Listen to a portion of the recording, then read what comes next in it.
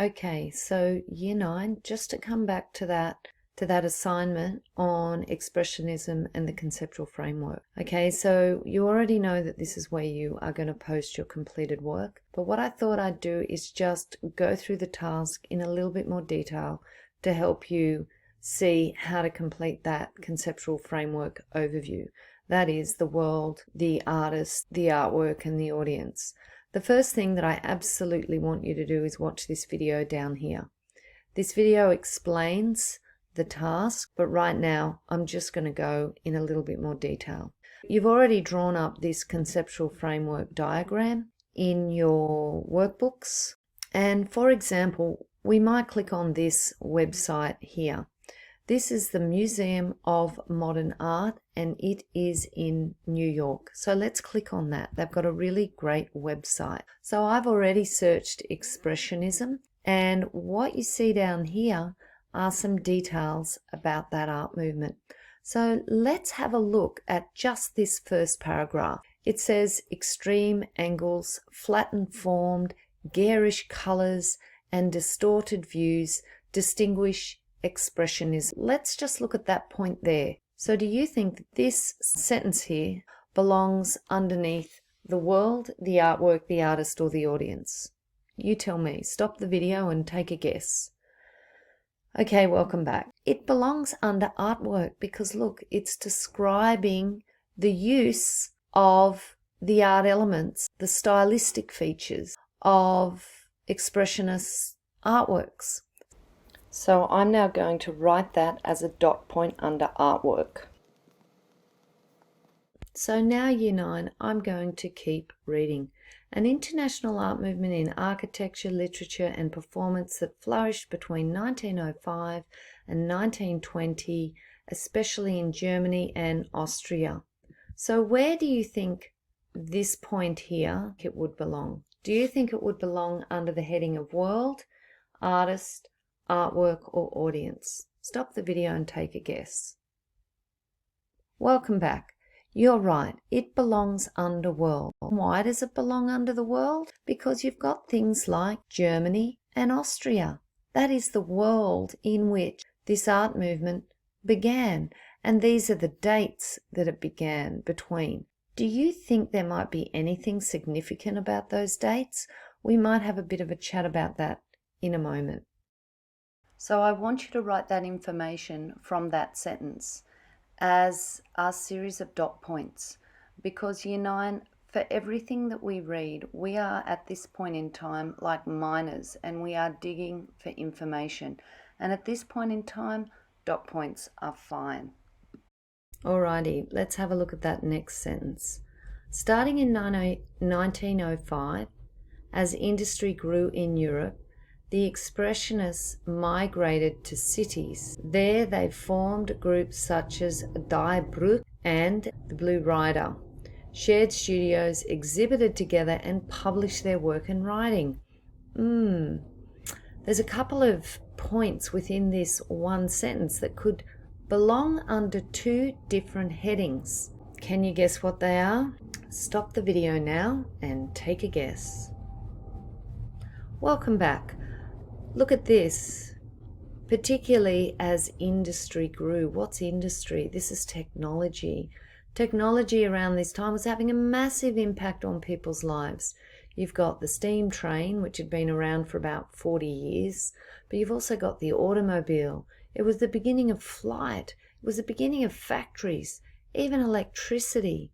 People's worlds were beginning to become mechanized. They were no longer living in rural settings on farms. Everyone was migrating to the cities. Why? Because that's where the jobs were. That's where the factories were. So Year 9, write that information just at this stage as a couple of dot points. Next sentence I would divide up into a couple of dot points and put under artist, because it's talking about the expressionist artists as a group. Of course they were a group because they all began to paint like each other.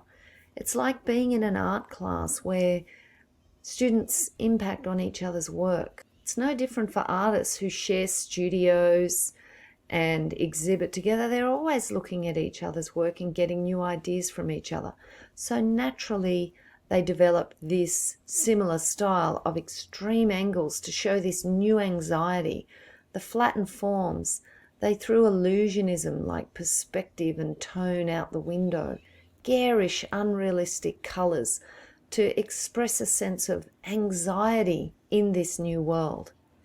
So I've written those points under the heading of the artists. All right, we'll move on to the next paragraph. Look at this. The Expressionists sought to depict the world as it felt rather than how it looked, and by doing so to reinvigorate art with authentically and expressive force. So I'm going to break that sentence up and I'm going to put it under artwork because the sentence is really all about the artwork. So, can you see any relationship between this new type of artwork and how the artists were responding to new situations that were being created in the world?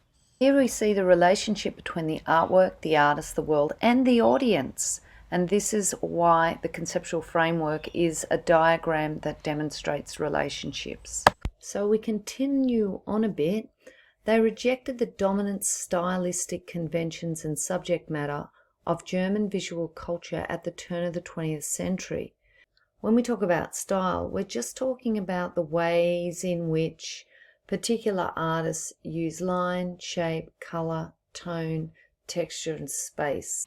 So if we think about the Expressionists and the way they used the art elements, they used bright colour, they used vigorous line, they used flat shapes.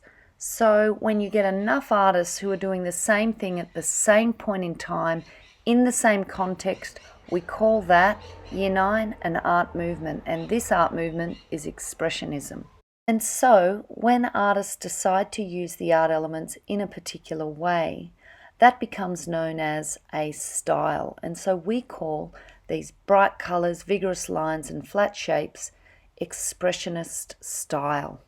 So this broke from convention and tradition, which preferred realistic depictions of people, wealthy people or heroes or important people.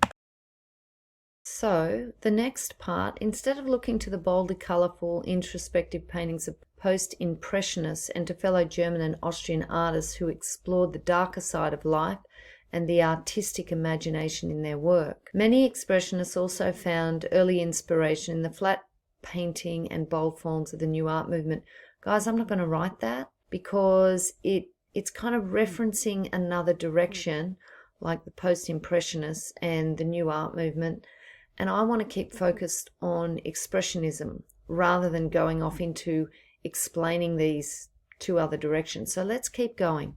In their quest for authenticity, the expressionists also looked for inspiration beyond European art and culture to the native folk traditions and tribal art. They frequented the ethnographic museums and world fairs where they encountered collections of African and Oceanic art. Let's just stop there for a moment. Where would you put that? I'm actually going to divide that up under world, artist, and artwork. But what was happening in the world at that time? I'm glad you asked. Think about all the explorers, even Australia, where Captain Cook floated out here, and he would have taken a whole lot of artifacts back to Britain to show the Queen, he probably would have taken specimens or drawings of kangaroos or koalas, and that's exactly what was going on also even 150 years later in all European cities. Picasso, where did he get his ideas for Cubism first from? He went to some of these museums as well, and he also saw African tribal masks. And that influenced him to create the very first semi-abstract Cubist works. That's what the Expressionists were doing. In Berlin and Austria, they had massive museums full of artifacts from across the oceans because that was something that people didn't know anything about and people were really curious.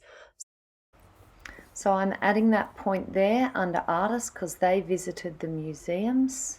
And I'm also going to add the fact that the artists were inspired by the geometric shapes, etc., of these primitive art forms.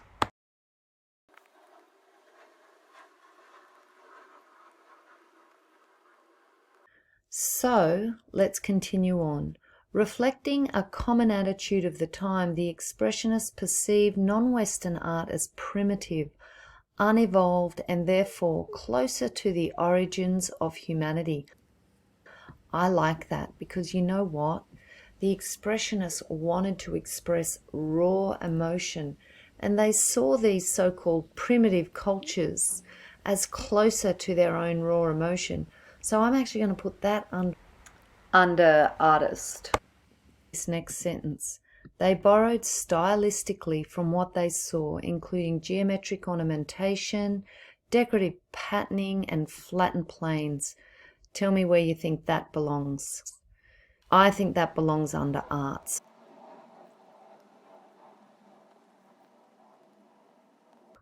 And look at this next sentence. This is absolutely key. As Germany neared the onset of World War I, more elements of the grotesque appeared in Expressionist work. Now, this could either go under world or it could go under artwork. I'm just putting it down as a point under world, and I'm just writing World War I. So Year 9, we could go back to our Google Class stream, and you can click on any one of these. You could go back to this document here that we read together in class. Adolf Hitler. Do you know what? He's a member of the audience. He is someone who is looking at Expressionist artwork. Dislike of modern art quickly led to its suppression by the state. So I would put that point there under audience. So I'm going to write Hitler under audience because he is a viewer of Expressionist artworks. But the particular point I want to make about Hitler is not only is he a viewer and hence a member of the audience, but he is a viewer who has power, and he gets to decide what artworks get seen and what artworks get destroyed. I also want to add here the rise of Nazism underneath the heading World, because that was an event that was happening in the world around the time of the Expressionist artists, and that had a direct impact on their work in the late 1930s and throughout World War II. So what we have now is a conceptual framework diagram with some points under each of those four agencies. And those points, as you know, are pretty much from one source, the MoMA website, with a couple of ideas from another text that we read in class. What you need to do now is click on one of those other sources that are on our Google page and go through that exact same process that I went through with you in this video. So you can see how each of those four agencies, world, artwork, artist, and audience, is interconnected, and those four things are constantly influencing each other, and it's really well represented with the triangle in the conceptual framework diagram. See how you go, Year 9, continuing to add dot points of information around that diagram.